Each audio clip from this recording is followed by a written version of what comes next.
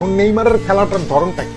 নেইমারের খেলার ধরনটাই হচ্ছে তার মোবিলিটি, বলের তার রেজিস্ট্যান্স, তার ড্রিবলিং, তার বল নিয়ে মুভ অন করা। তার খেলার যে ধরনের কারণে তার জীবনের যে ক্যারিয়ারে যে ধ্বংস নেমে আসছে ইনজুরি, এইটার কারণটাই হচ্ছে তার এই ফ্রি স্টাইলে ফুটবলটা খেলা, যেটা পৃথিবীর সবচেয়ে সুন্দর ফুটবল। ওর খেলার স্টাইলটা যে ওকে ফাউল করা ছাড়া ওকে আপনি আটকাইতে পারবেন, এটা সম্ভব না। ওরে আটকাইতে হলে ফাউলই করতে হবে। অ্যাট্রাক্ট করে ডিফেন্ডারের, ওর খেলার স্টাইলটাই অ্যাট্রাক্ট। সে ড্রিবল করবে, সে তো ম্যাজিক করবে না, তো ম্যাজিক থামাইতে হলে তারা ফাউল করতে হবে, সে সেটা রেজিস্ট করতে পারে নাই। এই জন্য নেইমারের আজকে এই দশা। নেইমার আগস্টে যখন আবার মাঠে আসবে, মাঠে নামার সাথে সাথে তারা আবার ফাউল করা হবে, কারণ তার ঠেকানোর তো উপায় নাই, তারা থাকে গেলে ফাউল করতে হবে।